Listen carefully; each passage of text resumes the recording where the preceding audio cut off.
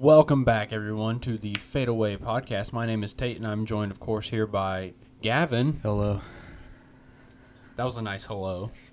You want to give everybody, because this episode is sponsored. Yes, once again, we would like to thank Smoky Mountain Axe House for sponsoring this video. They've been gracious to sponsor us once again for the second time now. We're going to hope that we can keep that sponsor going as long as we can.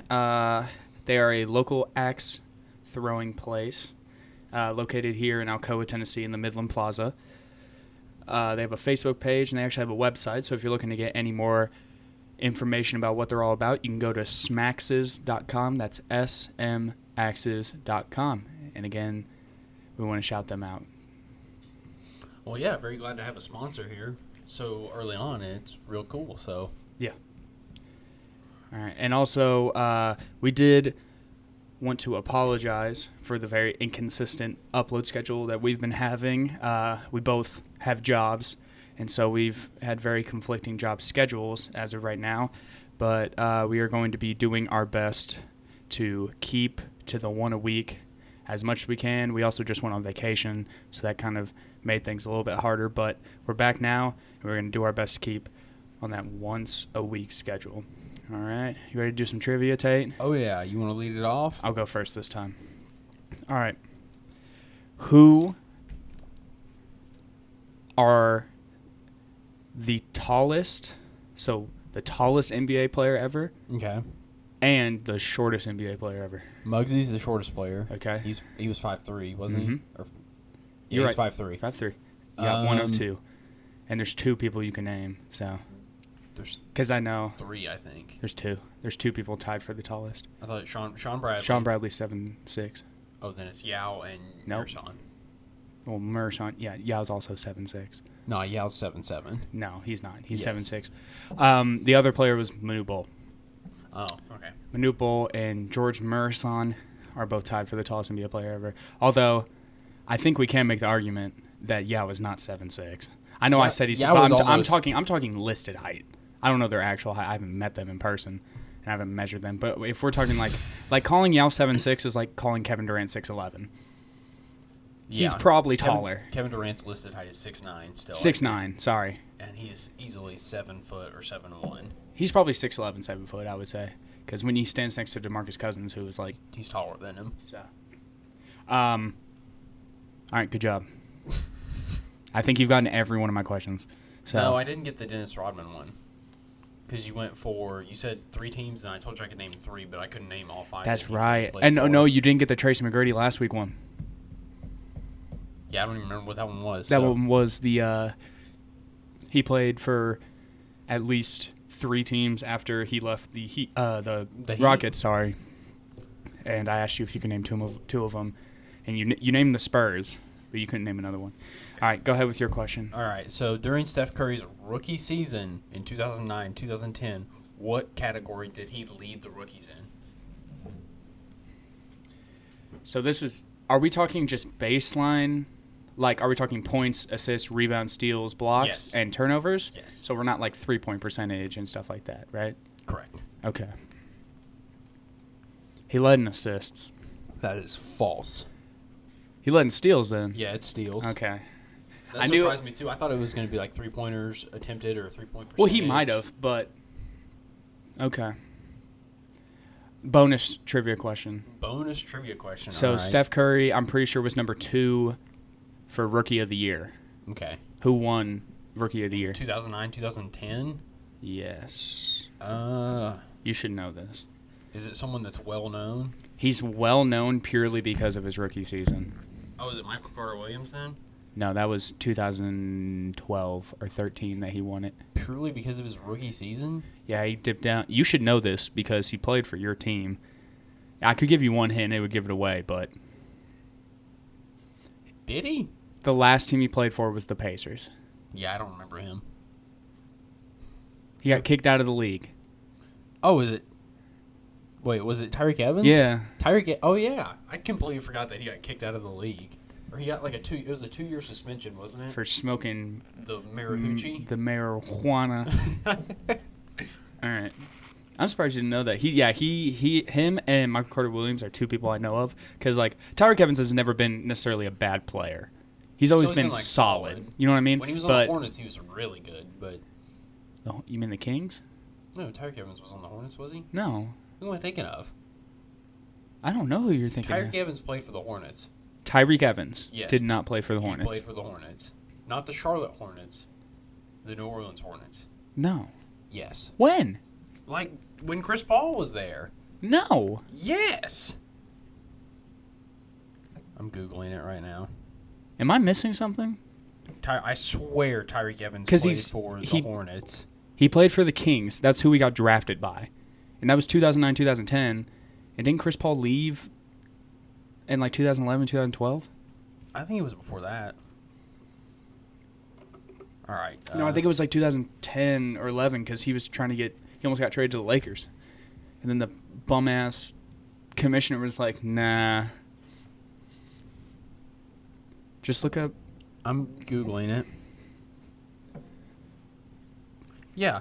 He also played for the New Orleans Hornets the New Orleans Pelicans and the Memphis Grizzlies. So he played for the Pelicans, not the Hornets. Well, they're the same. But he didn't play with Chris Paul. Your timeline is all off. I'm telling you. You're right. That's when Tyreek Evans was his best. No, his best was his rookie year. Nah. That's when he averaged. Okay. Whatever. All right. So today, guys, we're going to be getting into the NBA bubble. The NBA's back. Woo! Okay. Sorry, we're in a closed space and can't be too loud. No, but the NBA's back officially now. There were some scrimmage games that I doubt many people watched. Yeah, I didn't even know they were happening. I saw some highlights. Well, I was really confused. I didn't even know they were doing scrimmages. So like when they were like when I saw playing. Yeah, when I saw all these people posting, they're like, NBA's back today, NBA's back today, and it was scrimmages. I was like, I didn't even know they were doing scrimmages. I thought they were games at first. I was like, I was really confused. I was like, I thought they'd come back the 31st, and then, yeah, they were just scrimmages. So we're not going to talk very in-depth about the scrimmages purely because they're scrimmages. And obviously, teams are trying certain things out in those games because they don't necessarily matter. There's two main things I want to talk about. In the scrimmages? For the scrimmages. Okay. The first thing being Bowl. Okay. And I get it's a scrimmage, but dude dropped, 16 points, like 10 rebounds? It was 16 points, 10 rebounds, and 6 blocks? 6 blocks, I think. And then immediately got drug tested after the game. Mm-hmm. Well, the day after. A random drug test. Not random. Yeah, no. Along those lines, the big man lineup, he was in that. With, who was it? It was Jokic. It's Jokic, Bobo, and Plumlee, Paul Millsap. Grant. And Grant. Grant plays point guard, basically. Well, Jokic was playing the point guard. Yeah. But Grant's, I'm pretty sure, was the smallest dude out there. But I think that's really interesting to see because they ran it today during their game with the Heat. Did they? Yeah. How did they do with it? They don't have Barton, Murray, or Gary Harris.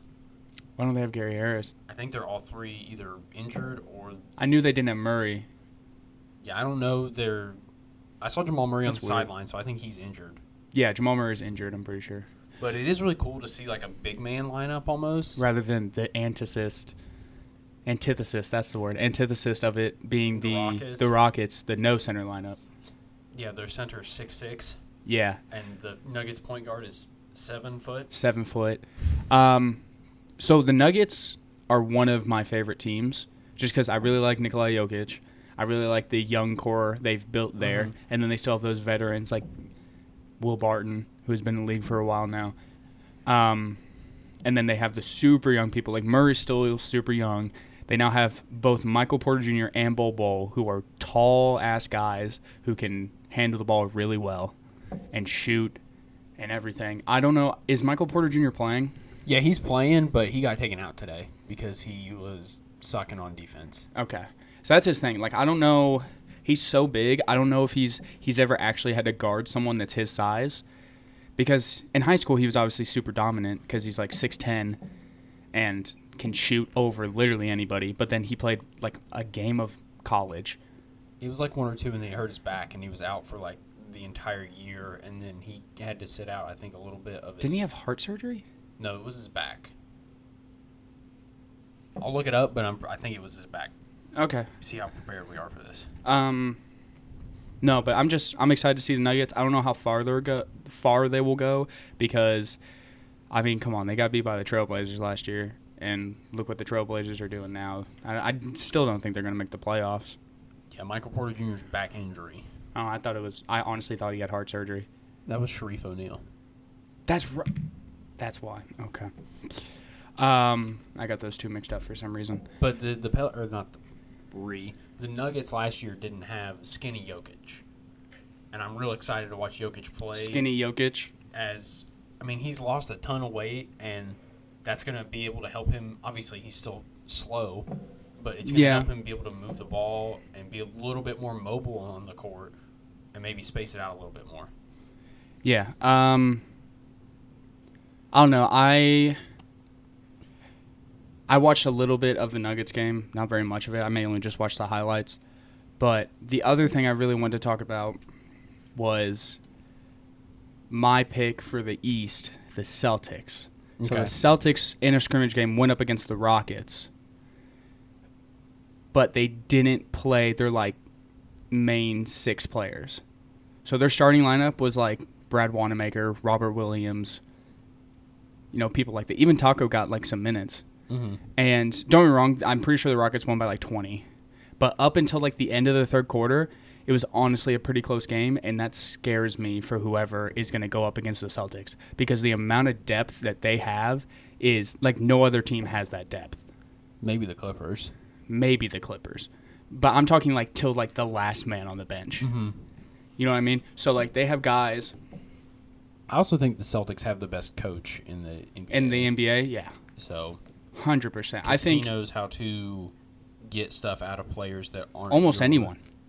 He can look at a player and be okay, yeah, you can do this on the court. Him and Popovich are the two best at it because obviously they don't have. They have Jason Tatum and Kemba Walker and Jaylen Brown, but they don't have Kemba's not been an all-star a ton. Kemba is the closest thing they have to a superstar. Yeah.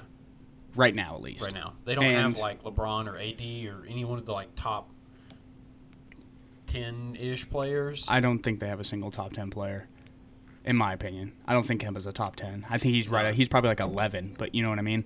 Mm-hmm.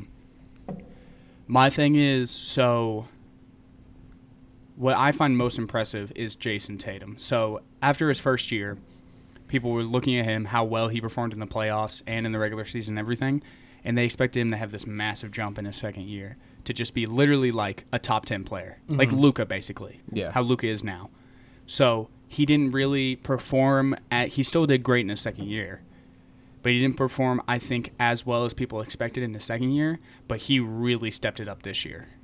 He had a couple 40-point games, a bunch of 30s, stayed in the 20s all year. You know what I mean? Mm-hmm. So I think he's one of their key pieces that they're going to have for a very long time. And I think he is probably, so he's the second option behind Kemba when it comes to pure scoring, I would say. Yeah. He might be the first. I think that they're interchangeable. I agree with that. Whoever wants to be the first option. Yeah. Whoever Stevens wants to put as that guy in the system that day. Depending on what team they're playing, everything like that.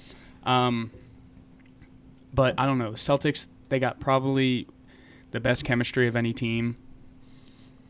Besides the Lakers. Mm-hmm. Or the Raptors. Maybe. Or the Raptors. Raptors have very good chemistry. But yeah, I just want to bring up their depth is scary, dude, and I think they have a really good chance of making it to the finals this year.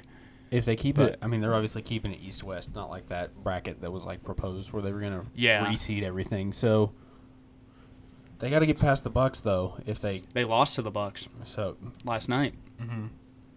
So Giannis had a very good game. Okay, now let's get into the actual games that have happened. So start with Thursday. We'll start with Thursday. So we're recording this on August 1st. Yep. Just for so you know what we've seen so far. So the first game back was the Jazz versus the Pelicans. Okay, now that you know the Jazz, another one of my favorite teams, I love Donovan Mitchell, barely beat the Pelicans. They won by 2. Mm-hmm. and Gobert actually hit the game-winning free throws, which I don't know why that's funny to me, but he's the decoy. He's shutting down the whole league, bro. I'm gonna be real. I didn't watch this game. I didn't either. I forgot. I didn't know this was going on, and then I turned it on, and the Clippers and Lakers. So the reason I didn't watch it is because I was gonna focus on the Clippers-Lakers game because that's what everyone was gonna be tuning into. So let's get into that. I think this is gonna take up a lot of the time of this episode. Just this game. Okay. Because we just watched the Western Conference Finals. Pretty much. Because I think it's pretty much a lock that these two teams. Because I don't see any team beating either one of them. Besides each other. I don't know. Did you see the thing that was the advanced stats that said or that showed that the Mavericks this year were like the best team ever? They were better than like the Showtime Lakers and the 95-96 Bulls. No, I saw that. Obviously, that's like you have to compare eras though. Yeah, because it's very much more a score-centric game now than it was back then. Like back during the 90s, it was defense. Like defense wins championships. You know what I mean? Now it's which guy can drop 50 tonight. You know what I mean? Mm-hmm. So I think that has to be put into context. But my main point about this game is, and what I don't think a lot of people are talking about, is the best player on the court in that game, in my opinion, was Anthony Davis. Was Anthony Davis? Yes, it was Anthony Davis. So the reason I say that, he did have 34. Yeah, and it's not just his scoring. Like, his ability, and LeBron, okay, so he was the best player because of LeBron. Let me say that. Mm-hmm. So LeBron dished out 7 assists, probably most to Anthony Davis. But, like... That's what makes LeBron so good, though, is he knows how to use his teammates very well, and that's something that very few people acquire, at least at the level he does. So looking at it, Anthony Davis actually played more minutes than LeBron. Mm-hmm. I will say LeBron didn't shoot very well. Shot 6 for 19. That's like, I don't know. I feel like LeBron does that a lot, where he'll shoot. He won't shoot very well, but he'll still get some assists and he'll score. Oh yeah, he knows if he's not scoring, he can feed his teammates. Mm-hmm. But the reason I think Anthony Davis was the best player is just, I don't know. Anytime I watch Anthony Davis play, it really looks like it just comes easy to him. You know what I mean? Like, he has such a knack for the game for a big man. The handles, the mid-range shot, even a three-point shot that he has. And, like, he's got an amazing build. Like, he just plays. It just seems like he plays every game like he knows he's the best player on the court. Mm-hmm. I think part of that is the Lakers' chemistry. Obviously, LeBron and AD got along immediately, and they haven't had any problems. I can't recall any time LeBron has not gotten along with a teammate or anything. I'm sure it's happened. Mario Chalmers. Okay, well, that's... But LeBron is a leader, and he's very good about that, is including everyone and stuff like that. But I watched pretty much this whole game, or I had it on in the background at least. Kawhi scored 28, but I did not like the way he was shooting. Paul George played really well. Paul George was the best player for the Clippers. Paul George played awesome. He hit 6 3-pointers. Kawhi is really good, but my main thing is I watched him dribble around a lot and take a lot of contested pull-up mid-ranges that he just bricked. I mean, he shot 44% from the field. That's not bad. I know, but I'm just saying from what I watched. Okay. I mean, the only bad part of Paul George's game is that he had 5 turnovers. It's less than James Harden averages a game, so. Yeah, but yeah, I wanted to focus on this game in particular because I think everyone right now, they're looking like you know how was it last year? No, 2 years ago when LeBron was still on the Cavs and the conference finals were much more entertaining than the finals, where it was LeBron versus the Celtics and then the Golden State versus the Rockets. Mm-hmm. And I think both of them went to 7 games. Are you talking about the year before Kevin Durant went to the Warriors? No. This was 2018. Okay. So Kevin Durant's second to last year. I think this is what this is going to be. Watching the Celtics, in my opinion, what's going to happen. The Celtics versus the Bucks and the Lakers versus the Clippers, those are going to be incredibly entertaining series. I think, not to say that they're going to like fix the games or something like that in the finals, but I think they're going to try to make it go to 7. At least On both sides, you think? Or for the finals, are you talking for the finals, because people really want to watch it. So that's what I feel like they did when I can't remember what year it was, but when Curry threw his mouthpiece and they threw him out of the and he fouled out. Oh, the 3-1 comeback? Yeah. He fouled out in Game 6 with like 2 minutes left or whatever, and the Cavs made a run and came back and won that, and then won the last game. Because I feel like that's a thing, is not necessarily like fixing games, but the league wants to make as much money as possible, so they want to make the series go for as long as they can. Yeah. To make them more entertaining for people. Which, I mean, I feel like to a certain point there's not much you can do. I don't think they deliberately, tell... They don't, tell the refs, hey, fix the game this way or call fouls on this person. I think they just... Now, there have been instances of that. Oh, yeah. I think, definitely. If you look back to the Kings versus the Lakers, I think it was 2000. But Chris Webber? Yeah, how there was, some odd... the Lakers shot 3 or 4 times more free throws in the series than the Kings did. But that's because they wanted to see Kobe and Shaq in the finals. And that's part of it. But I think this year, the playoffs in general, once they start, are going to be some of the most entertaining ever. And it'd be more... Because I feel like this is the first time since Durant left? Since before Durant left that the league has been, this balanced. Mm-hmm. You know what I mean? Obviously, they're still front runners like the Lakers, Clippers, Celtics, Bucks. But yeah. The other teams are going to compete. Like the Mavericks are the 7 and the Rockets are the 6. So I think we're going to get some really good first round matchups that go to 6 or 7. I'm excited to watch the Mavericks, even though they lost to the Rockets. They struggled right there at the end, but they played amazing until the end. Mm-hmm. Which, I mean, I know you got to close out the game. James Harden scored 49. And Westbrook scored 34 or something. Yeah. So, all right. Let's move on. So, next batch of games, we're only going to touch on some of these briefly because not a lot of them were close. The main one I want to focus on is the Celtics-Bucks. Okay. So, that was also a close game until the very end, and then the Bucks kind of pulled away. So as it looks now, it looks like the Celtics will be a high seed. Celtics are No, I was about to say they're the 1 seed, but no, the Bucks are the 1 seed. It goes Bucks, Celtics, Raptors, or it's Raptors, Celtics. I think Raptors are the 2nd seed, and then the Heat are the 4 seed. Hold up, I can double check right now. Check. Yeah, check. Raptors are above the Celtics. No, but I watched this game, and I don't know. I feel like Giannis just is... You see this excitement from these players to be back playing basketball again, and that's making them play better. It's almost like they have something to prove. I may have been sitting out for the past couple months, but I'm still giving you 35. You know what I mean? Mm-hmm. So, and then the other one I wanted to talk about was... we just talked about for a second, but the Rockets versus the Mavericks. I watched this whole game. I watched most of it. Super fun to watch. Which sucks because, I watched all except for, the last 2 minutes of the game. That's unfortunate. The Mavericks were up, 6. They were up at 10 by one point.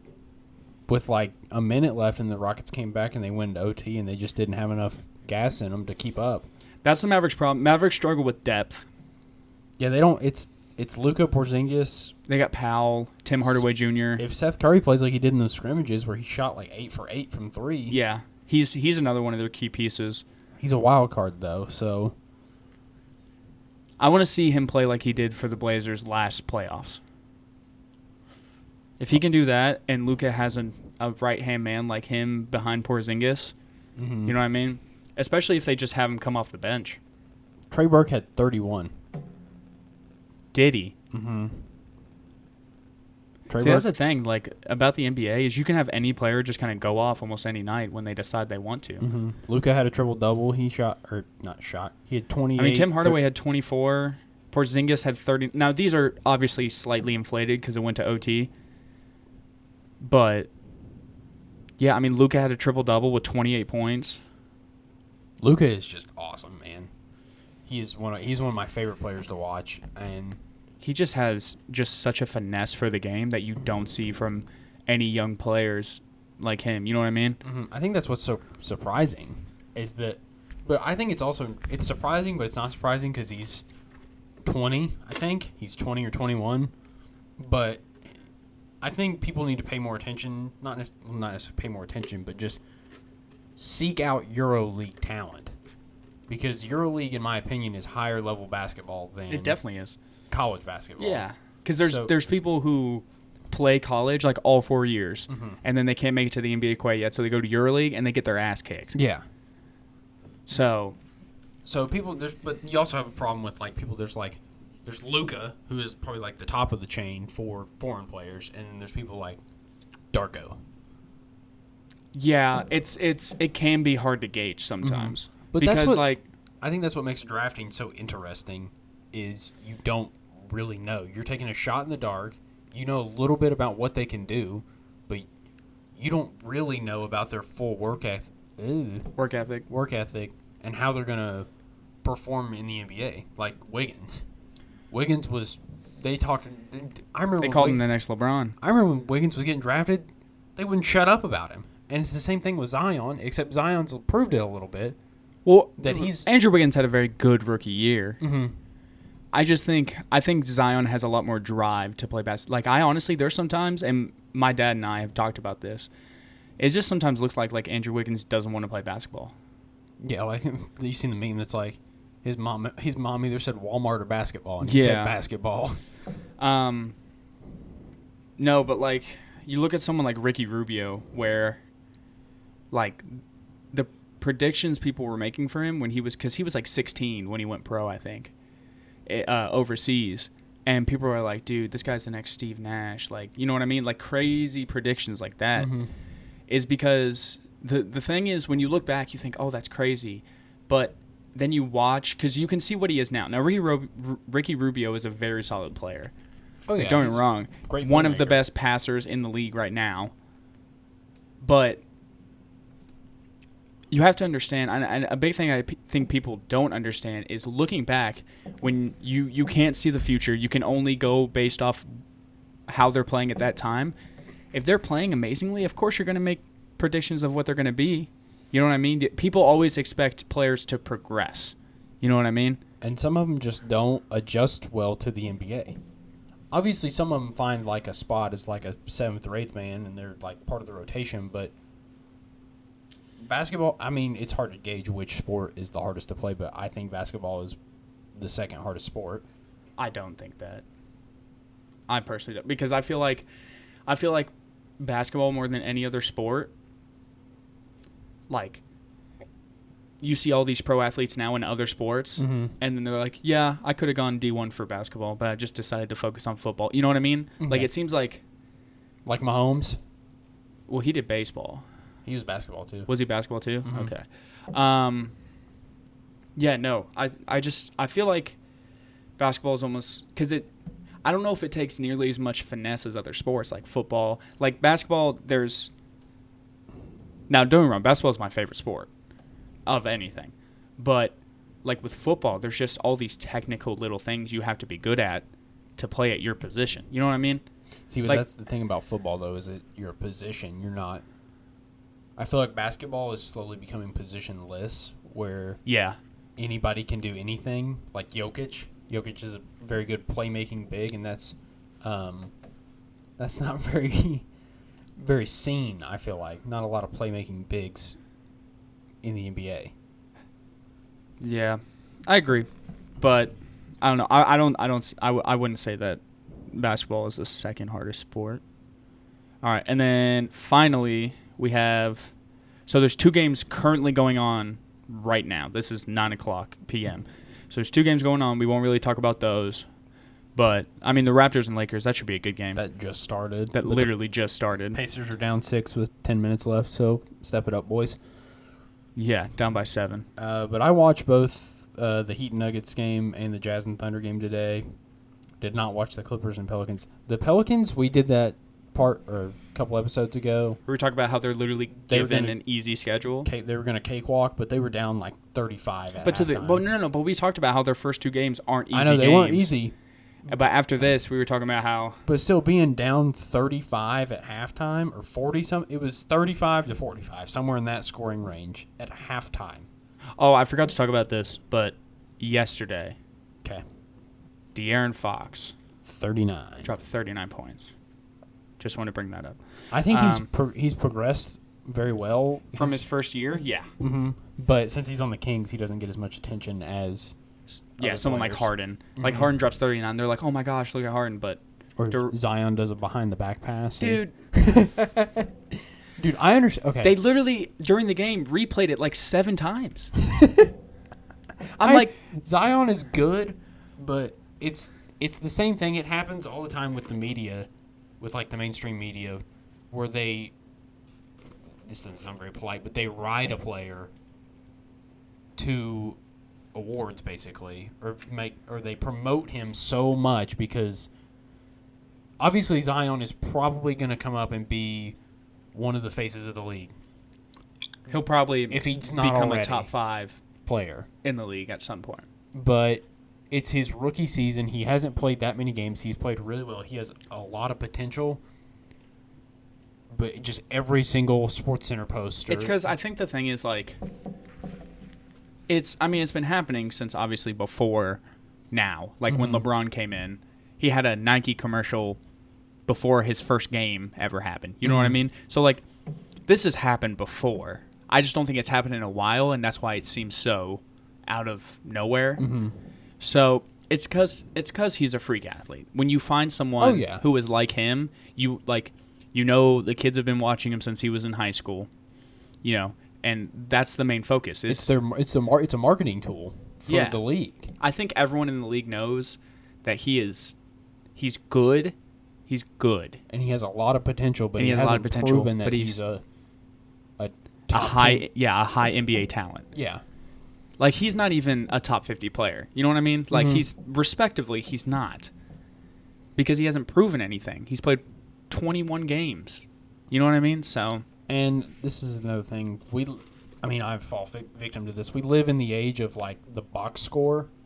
So a lot of people will just look at people's stats, and that's how they judge it. They don't watch the games and look how people play and their off-ball movement and screening. And that's why Draymond was seen as so good for so long, for that Warriors run, is because even though sometimes he's only putting up 8 points a night, he was literally facilitating the basketball as a power forward. You know what I mean? Mm-hmm. Like, they would sometimes run their offense with him bringing the ball down. So he was never a stat monster besides, steals, blocks, and assists for his position. Yeah, he had that one triple-double where he had 4 points. Yeah. He could have gotten a quadruple-double, but he had 4 points. Yeah, he had like 10. I'm to the point now, I don't even know where I put Draymond amongst power forwards. I feel like he's like Dennis Rodman. He's a dog, but he's not a freak athlete. He's not a great shooter. He's like decent at everything. But it's like him and Jimmy Butler have like this some sort of, maybe not just them two, but they have this certain mentality that I have to go out there and wreck the other team. Which is a good mentality. Yeah, it's really good to have. Obviously, I feel like other players have that, but I just feel like they show it the most. Obviously, Draymond's done some dumb stuff where he like kicks Steven Adams in the nuts, but yeah, no, the only gripe I've ever had with Draymond is just I hate when people complain.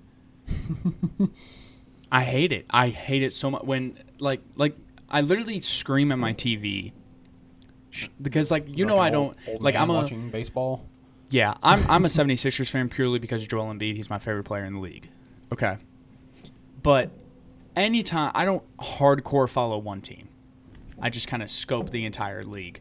So when I get I'll literally be sitting watching a game and I see and LeBron does it a lot. Second most behind Draymond.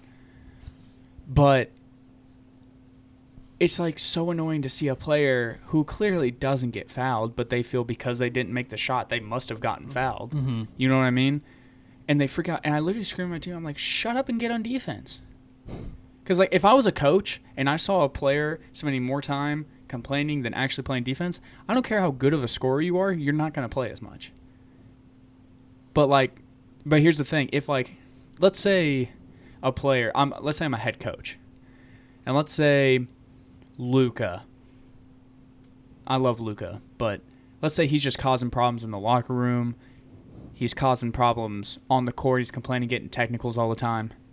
And I'm like, you know what? You are losing us games because of technical free throws and your refusal to play defense because you think you got fouled. I'm cutting your minutes down to 15 minutes a game. The owner of the team's going to come to me and be like, what are you doing? He's our moneymaker. Why are you not playing him more? You know what I mean? Mm-hmm. So, like, these coaches sometimes literally have their hands tied when it comes to these players. Which, like, I don't think LeBron is losing the Lakers games because of his complaining. That's not what I'm saying. Yeah, you're just making an example. I'm making an example.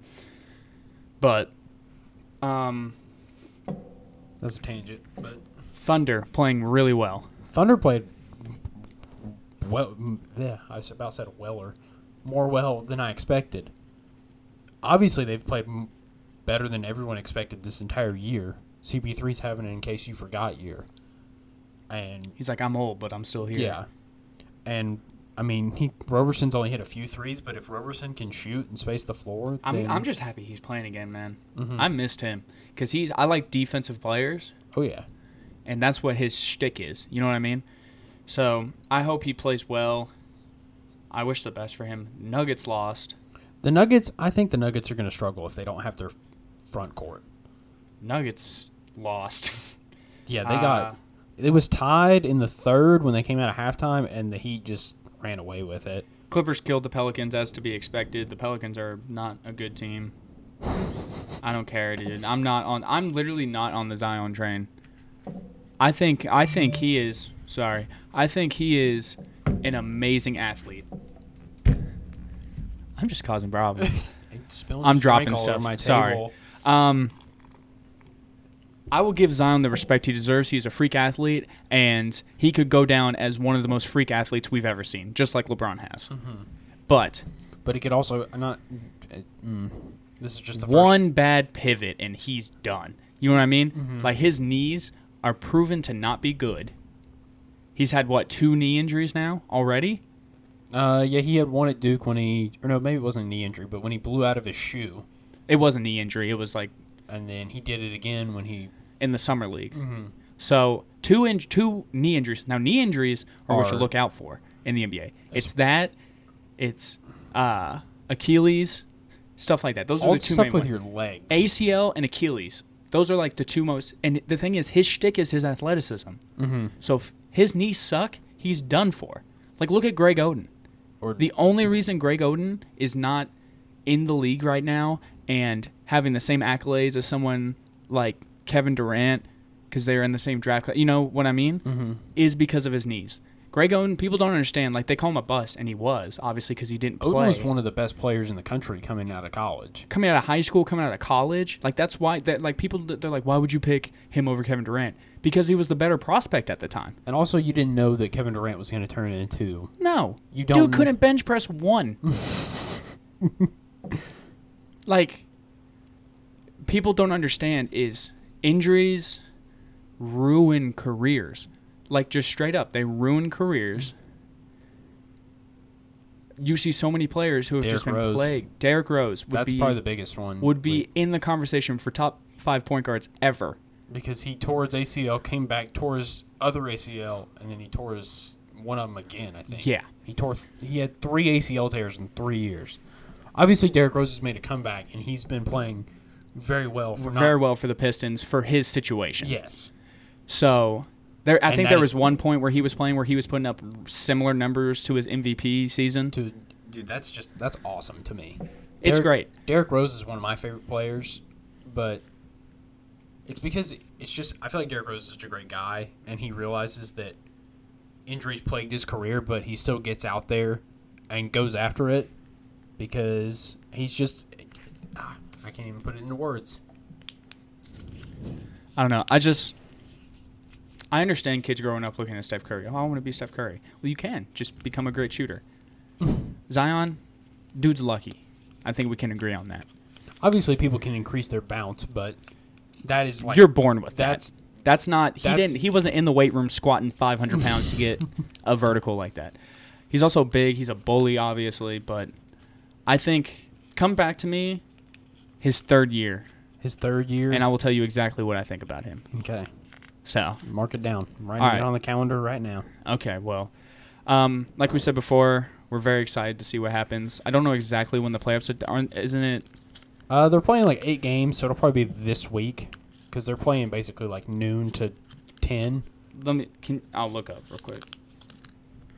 I'll just keep scrolling down. Oh, nope. Let's see.